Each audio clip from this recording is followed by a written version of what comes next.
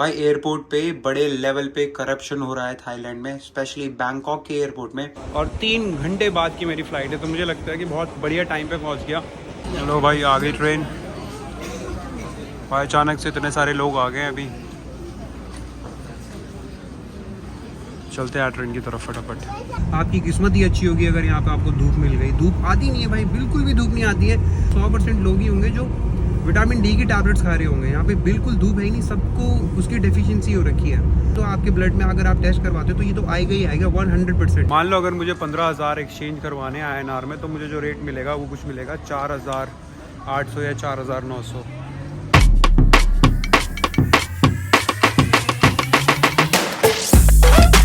ये आ गया भाई अपना कैब।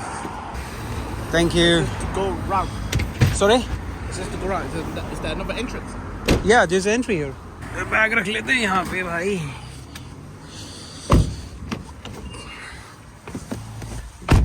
तो भाई आज जैसे मैंने बताया आज क्रिसमस है। क्रिसमस में पूरा UK बंद हो रखा है। मेरे को ना यहाँ पे लोकल बसेस मिली, ना यहाँ पे मेट्रो ट्यूब स्टेशन, सारे बंद हो रखे हैं आज। तो आपको अगर एयरपोर्ट जाना है या फिर आपको एब्सोल्युटली एसेंशियल चीज़ें चाहिए, जैसे आपको हॉस्पिटल जाना हो या फिर एयरपोर्ट जाना हो या फिर किसी फ्रेंड के घर पे भी जाना हो, तो आपको अपनी पर्सनल गाड़ी से ही जाना पड़ेगा या फिर आपको कोई उबर या फिर कोई बोल्ट ही करनी पड़ेगी। तो ये मैंने शेड्यूल कर दी थी कल ही, क्योंकि मुझे पता लग गया था। पहले मुझे पता नहीं लगा, तो अगर मुझे पता होता तो मैं 25 तारीख की टिकट बिल्कुल नहीं करता। मुझे पता नहीं था, मुझे लगा क्रिसमस में आराम से जाऊंगा। बट खैर अब ये जो मैंने कैब करी है, वैसे देखा जाए तो अगर मैं जैसे हीथ्रो एयरपोर्ट कैब करके जाता हूँ तो मुझे पड़ता है कुछ तकरीबन 20 से 25 पाउंड, कुछ तकरीबन 2,500 रुपये। बट अभी जो पड़ा है वो 5,000 रुपये, क्योंकि सरचार्ज पड़ा है। क्रिसमस में हर कोई अवेलेबल होता नहीं है, सब लोग अपनी फैमिली के साथ बिजी होते हैं। तो जो लोग इस दिन काम करते हैं उनको डबल प्राइस मिलता है बेसिकली। जो छुट्टियों में जो काम करते हैं यहाँ पे, आप जैसे अगर डिलीवरी ड्राइवर भी हो, अमेजॉन डिलीवरी ड्राइवर भी हो, तो आपको भी ज़्यादा पैसा मिलेगा छुट्टी के टाइम पे, हॉलीडेज़ के टाइम पे। बाकी यार जैसे मैंने बताया था कि देखो यहाँ पे हमेशा ही काला रहता है, काले बादल रहते हैं यहाँ पे। भाई धूप तो बहुत ही रेयर है। समर्स होती हैं यहाँ पे कुछ 1-2 हफ्ते की धूप आती है बस। विंटर्स में तो बहुत ही रेयर है। आपकी किस्मत ही अच्छी होगी अगर यहाँ पे आपको धूप मिल गई। धूप आती नहीं है भाई, बिल्कुल भी धूप नहीं आती है। और ऐसा हो चुका है कि यहाँ पे हर कोई तकरीबन 90% से ज़्यादा लोग, आई थिंक 90 भी क्या 100% लोग ही होंगे जो विटामिन डी की टैबलेट्स खा रहे होंगे। यहाँ पे बिल्कुल धूप है ही नहीं, सबको उसकी डेफिशिएंसी हो रखी है। तो आप कभी भी डॉक्टर के पास जाओगे तो आपके ब्लड में अगर आप टेस्ट करवाते हो तो ये तो आएगा ही आएगा 100% है। सोचो इंडिया से आने के बाद कभी ये उम्मीद भी नहीं थी कि ये विटामिन डी की जो डेफिशिएंसी हो जाएगी कभी लाइफ में। भाई पूरा काला बादल है। ऊपर भी अगर देखोगे कहीं पे भी धूप दिख रही है आपको? कुछ भी धूप नहीं है। और सारे ऐसे ही चलते हैं यहाँ पे, 365 दिन ऐसे ही रहता है। मेरे को यहाँ पे 4 साल हो गए। 4 साल में भी मतलब लगाओ अगर मुश्किल से हिसाब लगाएंगे तो कम से कम 3 या 4 महीने के लिए धूप आई होगी। वो भी जो समर वेकेशंस होते हैं इनके, जैसे कि मई, जून, जुलाई में कभी 1 हफ्ते के लिए आ गई, 2 वीकेंड के लिए आ गई, ऐसी आती है यहाँ पे धूप। अदरवाइज पूरे काले बादल से छाया रहता है यहाँ पे। पहुँच गए भाई अपना टर्मिनल 5 पे। मोहम्मद भाई ने हमें छोड़ दिया है यहाँ पे, और हमारी ब्रिटिश एयरवेज यहाँ से मिलेगी। चलते हैं।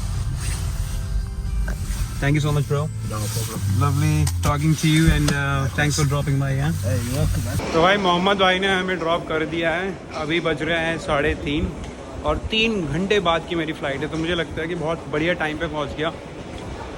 और चेक इन करता हूँ, फिर थोड़ा आराम से बैठूँगा। मैं सोच रहा हूँ कि आज जो मेरी 10 घंटे की फ़्लाइट है उसमें टाइम पास कैसे किया जाए। तो एक मैंने मूवी डाउनलोड कर लिया है, एक मूवी मैं प्लेन में ही देख लूँगा। और आज एयरपोर्ट पूरा खाली ही दिख रहा है मुझे, और 1-2 घंटे के लिए मैं अपना व्लॉग भी एडिट कर दूंगा।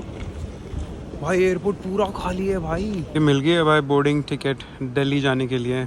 उसके बाद मैं थाईलैंड की तरफ निकलूंगा। भाई मैंने बहुत कोशिश करी कि मेरे को आयल या फिर विंडो सीट मिल जाए, बट उन्होंने दी नहीं है। तो चलते हैं आगे सिक्योरिटी अपना उस गेट की तरफ। वो अगर आप देखो डिपार्चर्स, वहाँ पे चलते हैं अपने सिक्योरिटी चेक इन करते हैं। 1850 की ये रही। 5:30 बजे गेट खुलेगा। मेरे पास 2 घंटे हैं। देखते हैं यार नीचे क्या करने को मिलता है। चलो आगे चलते हैं। तो भाई चेक इन हो गया है। बैठ के कुछ बातें करते हैं कि चेक इन में क्या हो। उन्होंने मेरा पूरा बैग खुलवा दिया। बट उससे पहले मेरी बहन ने अपनी बेटी के लिए कुछ दवाई मंगाई है, जो कि बूट्स में मिलती है यहाँ UK में, इंडिया में नहीं मिल रही है। भाई अब जाके मिली है ये क्रीम। वैसे तो ये क्रीम नहीं है जो उसने मंगाई थी, वो जो क्रीम है वो सोल्ड आउट हो गई है। तो इसका मैं रिप्लेसमेंट लेके जा रहा हूँ। ये रैश क्रीम है बेबी के लिए। तो अब आप पूछ रहे होगे कि भाई एयरपोर्ट में ही जाके तो दवाई क्यों ले रहा है, तो यूके में था, यूके में आराम से ले सकता था, हाई स्ट्रीट चला जाता, फार्मेसी चला जाता। तो वही बात ऐसी थी कि आज है 25 दिसंबर को पूरा यूके बंद है, एक भी दुकान खुली नहीं है, कुछ भी खुला हुआ नहीं है, पब्लिक ट्रांसपोर्ट बिल्कुल ठप हो चुके हैं, कुछ भी नहीं है। 25 तारीख को कुछ भी नहीं मिलता है यहाँ पे आपको, एसेंशियल चीज़ें भी नहीं मिलेंगी, जैसे बूट्स भी नहीं मिलेगा। बूट्स यहाँ पे यूके में एक फार्मेसी होती है जहाँ पे आप दवाई वगैरह ले सकते हो, वो भी खुला नहीं था। तो इसने मुझे आज ही बोला कि लेता हुआ आई हो, तो मैंने तो बोला कि भाई कुछ नहीं मिलेगा। तो फिर जब मैं एयरपोर्ट आया तो एयरपोर्ट में यहाँ पे बूट्स वगैरह फार्मेसी वगैरह खुली थी, तो मैं यहाँ पे देखने लगा कि वो दवाई मिलेगी कि नहीं मिलेगी। वो दवाई तो मेरे को नहीं मिली, बट मैंने फार्मेसी से पूछा तो उसके अल्टरनेटिव एक मैंने दवाई ले लिया। ये व्लॉग है थाईलैंड के बारे में। तो मैं यहाँ से लंदन हीथ्रो से ट्रैवल करूँगा न्यू दिल्ली, वहाँ से फिर मैं अपने घर जाऊँगा और थोड़ा अपनी फैमिली के साथ टाइम स्पेंड करने के बाद इस व्लॉग को कंटिन्यू करेंगे थाईलैंड के लिए। बहुत एक्साइटेड हूँ मैं थाईलैंड जाने के लिए। वैसे कि मैं थाईलैंड 2019 में जा चुका हूँ पहले, बट वो जो ट्रिप थी वो बहुत छोटी थी, अपने दोस्तों के साथ गया था, बोर्डिंग स्कूल के दोस्तों के साथ। 4 या 5 आई थिंक 6 दिन के लिए हम गए थे, बहुत मज़ा किया। और मैं बैंकॉक नहीं गया था, मैं फुकेट गया था। तो इस बार मैं जाने वाला हूँ बैंकॉक, और वहाँ की बैंकॉक की लोकल मार्केट, वहाँ के फ़िश मार्केट, वहाँ का जो फ्लोटिंग मार्केट, वहाँ का नाइट लाइफ, वहाँ का जो सबसे बड़ा स्काई टावर है, सारी चीज़ एक्सप्लोर करेंगे। बहुत शानदार 6-7 दिन की ट्रिप होने वाली है। तो अभी मेरे फ्लाइट में है 1 घंटा, तो मैं सोच रहा हूँ अभी क्या किया जाए, व्लॉग ही एडिट कर दूँ जो मेरा पुराना व्लॉग है। थोड़े दिन पहले मैं स्कॉटलैंड गया था, तो सोच रहा हूँ स्कॉटलैंड का व्लॉग एडिट कर दूँ। अगर मैं आपको बताऊँ तो भाई एयरपोर्ट बिल्कुल खाली है, ज़्यादा लोग दिख नहीं रहे हैं। बट जब मैंने अपनी सीट को चेंज करने के लिए बोला, मैंने कहा कि यार मेरे को एक आयल सीट दे दे, क्योंकि 10 घंटे की बहुत लंबी फ़्लाइट हो जाती है लंदन से। तो वो मिली नहीं मेरे को, क्योंकि उसने बोला कि जो फ्लाइट है दिल्ली के लिए वो कम्प्लीटली पैक्ड है। भाई एक भी जगह खाली नहीं थी। इनफैक्ट उसने बोला कि मैं आपको फ्री अपग्रेड भी दे देता, बट उसने बोला अपग्रेड भी कर चुके हैं लोग, बिल्कुल पैक हो रही है फ्लाइट। और भाई मेरे को ना आज कम से कम आधे से 1 घंटा लग गया था पूरा बैग पैक करने के लिए, क्योंकि मैं सिर्फ 2 ही बैग लेके जा रहा हूँ घर। और ये 2 बैग में मैंने कपड़े ऐसे पैक करे थे, बिल्कुल जो होता है ना, बिल्कुल छोटी से छोटी स्पेस को भी मैंने यूटिलाइज कर रखा था। और इसमें मुझे बहुत टाइम लग गया था अच्छे से पैक करने में, स्मार्ट तरीके से पैक करने में, जैसे जीन्स को रोल करके, शर्ट्स को रोल करके। तो क्या हुआ, आज हीथ्रो एयरपोर्ट में क्या हो रहा था कि रैंडम बैग्स की चेकिंग हो रही थी। तो उन्होंने मेरा बैग खोल दिया और भाई सारे कपड़े उथल पुथल कर दिए, सब चीज़ निकाल दी, और पता नहीं क्या रैंडमली चेक कर रहे हैं। मैंने कहा कोई बात नहीं यार, तुम चेक कर सकते हो, कोई प्रॉब्लम नहीं है, बट जितना भी सामान तुम निकाल रहे हो तुम्हें वापस डालना पड़ेगा। तो कह रहे हाँ सर कोई दिक्कत नहीं है, हम आपकी हेल्प कर देंगे। भाई और हेल्प तो क्या ही करी उसने, मेरे को मेरे जो कपड़े निकाल के दिए थे वो वैसे ही रख दिया, और उसके बाद बैग बंद कर दिया। तो भाई वो अच्छे से फिर से मैंने खोला, अच्छे से संभाला, अच्छे से डाला वो, क्योंकि बैग थोड़ा सा बाहर हो गया था, शूज़ रखे हैं, शूज़ थोड़े से बाहर निकल गए। तो बड़ा अजीब लगा मेरे को यार, रैंडमली अगर आप चेक कर रहे हो तो प्रॉपर बैग को वैसे ही जैसे आपने खोला था वैसे करके भी दो। भाई अपनी फ़्लाइट जो है गेट सी से है, गेट सी से ही उड़ेंगे। तो ये अगर आप देखो 52 to 66, और ये ट्रांजिट बता रहा है, यानी कि यहाँ हमें एक ट्रेन लेने आएगी जो कि 5-10 मिनट में हमें गेट सी की तरफ लेके जाएगी। तो 5:30 बज गया, 1 घंटे बाद फ्लाइट है मेरी। चलो भाई आ गई ट्रेन। भाई अचानक से इतने सारे लोग आ गए हैं, अभी चलते हैं ट्रेन की तरफ फटाफट। वो देखो कहाँ तक आ गए हैं लोग, इतने सारे।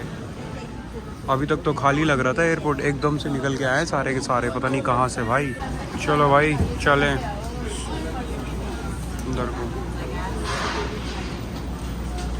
भाई फाइनली हो गई है बोर्डिंग। और भाई अभी ना पीछे अमेरिकन पैसेंजर्स थे, उनके पास ई वीज़ा प्रिंटेड नहीं था, मतलब डिजिटल फॉर्म में था। भाई उन्हें बोर्ड करने नहीं दिया, बोला कि यू आर नॉट अलाउड। तो अपना तो हो गया है, अपना बस बोर्डिंग के लिए निकल रहे हैं, ऑलमोस्ट पहुंच गए हैं। और एक बारी के लिए मुझे लगा कि ई वीज़ा है नहीं मेरे पास और बोर्ड नहीं करने दे रहे थे, वो अमेरिकन सिटीजन को डालने नहीं दिया। तो मुझे बोलते हैं कि आपके पास इंडियन पासपोर्ट है तो आप तो जा सकते हो। बट एक बारी के लिए मेरी सच में फट गई थी भाई, कि मैंने कहा बिल्कुल लास्ट के 5 मिनट है, ऑलरेडी ये 15 मिनट लेट है। मैंने कहा इंडिया नहीं जा पाऊँगा, कैसे होगा कैसे नहीं होगा। बट उन्होंने बोला कि नहीं आपके पास इंडिया का पासपोर्ट है, आप जा सकते हो। और अमेरिकन सिटीजन जो हैं 4-5 उनको रोक रखा है उनमें पीछे। होपफुली उनका भी शॉर्ट आउट हो जाएगा, बट देखते हैं। अपना तो हो गया भाई, चलते हैं इंडिया में, मिलते हैं आपसे।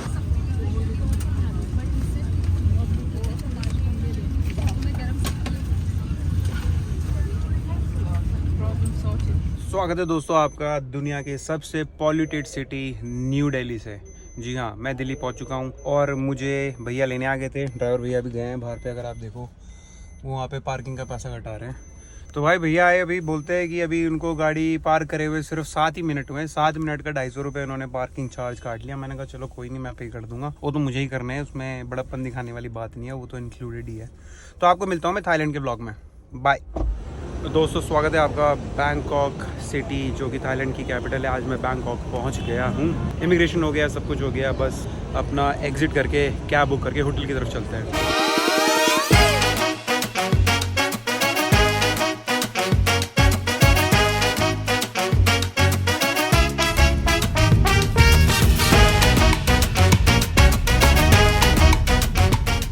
आज जस्ट मैं पहुंचा हूँ यहाँ पे। मैंने होटल किया है अपना और अभी खाने के लिए जा रहा हूँ, डिनर करता हूँ। कल मैंने अपने के लिए टूर बुक किया है तो इस व्लॉग को शुरू करेंगे कल से ही। आज का मैं आपको एक छोटा सा ये हेड्स अप देना चाह रहा था कि I have just reached Bangkok. बहुत मजे आ रहे हैं। गर्मी थोड़ी सी ज्यादा है बट एकदम उमस वाली नहीं है कि बाहर जाके शर्ट चिपक जा रही है। बहुत ही सही है। और मेरे साथ एयरपोर्ट पे जो एक्सपीरियंस हुआ आज वो मैं आपके साथ शेयर करना चाहूंगा। भाई एयरपोर्ट पे बड़े लेवल पे करप्शन हो रहा है थाईलैंड में, स्पेशली बैंकॉक के एयरपोर्ट में। इस लेवल पे करप्शन जो है इसके बारे में थोड़ी देर में बात करेंगे। मैं आपको कल भी बता सकता हूँ। अभी मैं फटाफट से जाता हूँ, अपने के लिए डिनर करता हूँ और मैं आपको थोड़ा बहुत होटल का टूर दे सकता हूँ। मैं यहाँ पे रुका हूँ रामाडा, जो कि बहुत ही आपने नाम सुना होगा, बहुत ही फेमस है ऑल ओवर द वर्ल्ड। अगर आप देखोगे तो ये वार्डरोब है, ये इसकी वॉशरूम, ये रूम है,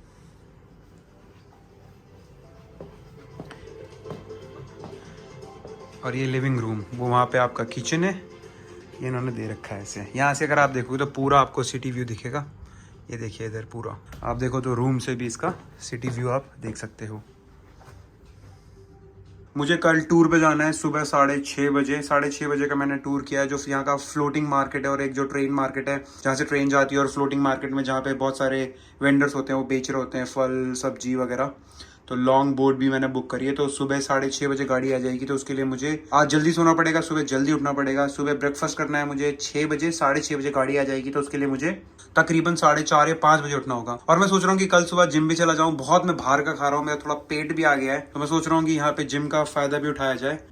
तो अगर हो पाया तो जिम यहाँ पे आई थिंक 5:30 बजे सुबह खुल जाता है, तो कोशिश करूंगा मैं जल्दी उठने की। और एक और चीज बताना भूल गया, यहाँ पे भाई कैश बहुत जगह चलता है। तो मैं लेके तो आया हूँ, मैं इंडिया से INR में लेके आया हूँ। अभी तक मैंने उसको कन्वर्ट नहीं किया क्योंकि जो एक्सचेंज रेट मुझे एयरपोर्ट में मिल रहा था भाई वो इतना ज्यादा बुरा था कि मैं क्या बताऊं। तो फिर मैंने वहां से लिया नहीं। और सिम के बारे में भी मुझे बात करनी थी। जो मैंने सिम खरीदा है वो तकरीबन मुझे पड़ा है कुछ 350 बाट का। 5 दिन का अनलिमिटेड डेटा मिला है, मेरे लिए वो बेस्ट डील थी। बाकी जो करेंसी एक्सचेंज मैंने अभी तक बाहर जाके पूछा नहीं है, क्योंकि मैं अभी पहुंचा हूँ, जैसे मैंने आपको बताया। तो मैं अभी बाहर जा रहा हूँ, डिनर करूंगा, अपना पासपोर्ट भी उठा लेता हूँ और हो सके तो 10-20 हजार रुपए में इसको कन्वर्ट भी कर दूंगा। क्योंकि आई थिंक जो कल फ्लोटिंग मार्केट में जाने वाला हूँ, जहाँ पे ट्रेन वाली मार्केट भी है, फ्लोटिंग मार्केट भी है, वहाँ पे मुझे लगता है कि जितने भी वेंडर्स हैं जो आप आजू बाजू वो फल वगैरह बेचते हैं आपको, जब आप नाव में होते हुए जाते हो, जो कि मैं आपको कल दिखाऊंगा, वो शायद ज्यादातर कैश ही लेते हैं। तो मेरे पास बिल्कुल भी बाट में कैश नहीं है। तो मैं कोशिश करूंगा कि अभी जब मैं डिनर करने जाऊँ, अपना पासपोर्ट पिकअप मैंने कर लिया है, जेब में रख लिया है, तो मैं वो एक्सचेंज भी कर लेता हूँ। हो सके तो मैं रिकॉर्ड भी कर लूंगा। आज मेरा बिल्कुल मन नहीं है व्लॉग करने का, इसलिए मैं अंदर बाथरूम में ही थोड़ी चीजें आपको बता दे रहा हूँ। बट अगर हो पाया तो मैं आपको दिखा दूंगा। चलते हैं डिनर करने, लेट्स गो। तो भाई ये है यहाँ पे इसका एशियाटिक नाइट मार्केट। सामने जो मैं जा रहा हूँ वहाँ पे मनी एक्सचेंज है, वहाँ पे मैं देखता हूँ।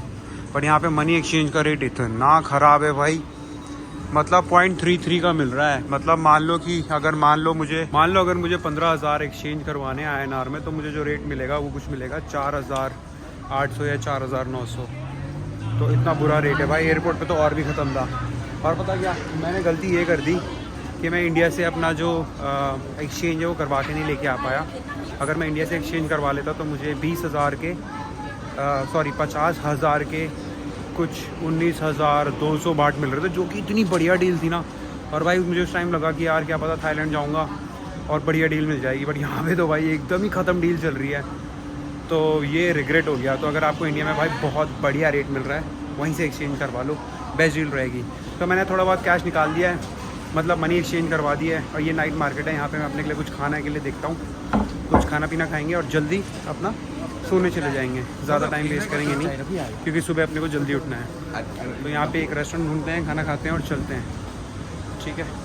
तो दोस्तों अब बात करते हैं कि जो मैं आपको बता रहा था कि बैंकॉक एयरपोर्ट, जिसका नाम है स्वर्ण भूमि एयरपोर्ट, वहाँ पे जो करप्शन आप बोल सकते हो या स्कैम आप बोल सकते हो, जो बड़े लेवल पे हो रहा है। उससे पहले मैं आपको एक इन्फॉर्मेशन दे देता हूँ कि अब जो थाईलैंड का वीज़ा है इंडियंस के लिए, वो फ्री है। अब आपको वीज़ा ऑन अराइवल की ज़रूरत नहीं है, आपको बाकी किसी वीज़ा की ज़रूरत नहीं है। अगर आप 15 डेज तक के लिए वहाँ पे जाना चाहते हो तो एज अ टूरिस्ट आपको फ्री एंट्री मिलती है। तो हुआ क्या, जैसे मैं इमिग्रेशन के लिए वहाँ पे पहुंचा तो मैंने वहाँ पे 2 लाइन देखी। तो वहाँ पे एक पुलिस ऑफिसर खड़ा था, तो वो कुछ लोगों को सीधी लाइन में भेज रहा था, कुछ लोगों को वो इमिग्रेशन के लिए दूसरी लाइन में भेज रहा था। अब एज अ टूरिस्ट हमें क्या पता कि कौन सी लाइन में जाना है, जहाँ पे वो हमें बोलेंगे कि आप सीधा जाओ या फिर आप इस वाली लाइन में जाओ, आप वहीं पे ही जाओगे। तो मैं सीधी लाइन में गया एंड ऑफ कोर्स उसने पूछा कि कौन सा पासपोर्ट है, मैंने बोला इंडियन पासपोर्ट है, तो उसने हमें आगे वाली लाइन में भेजा। वहां पहुंचने के बाद भाई वहां पे मैंने देखा कि सबसे 300 बात कैश लिया जा रहा है। 2 दिन पहले ही मैंने चेक किया था। इनफैक्ट जब मैं ट्रैवल करता हूँ तो एक बारी मैं जिस देश में मैं जा रहा हूँ वहां के मैं रूल्स देख लेता हूँ कि भाई क्या रूल्स हैं, वीजा फ्री है कि नहीं है, कोई रूल चेंज तो नहीं हो गया, तो आपको अपडेट रहना पड़ता है। तो मैंने देखा था, चेक किया था और आई वाज श्योर कि भाई वीजा तो फ्री ही है। तो मैं वहां गया तो मैंने कहा कि यार 300 बात किस बात के मांग रहे हैं, एंड लकीली वो तो मैं दे भी देता आई थिंक, क्योंकि मेरे पास कैश नहीं था बाट में, मैं इंडियन करेंसी लेके गया था और मैंने कन्वर्ट नहीं करी थी। आपने जैसे मेरे को व्लॉग में स्टार्टिंग में मैंने आपको बताया कि मैंने कन्वर्ट नहीं किया था इंडिया में, तो उन्होंने बोला कि आप मनी एक्सचेंज पीछे है, मनी एक्सचेंज करवा लो और आप अपना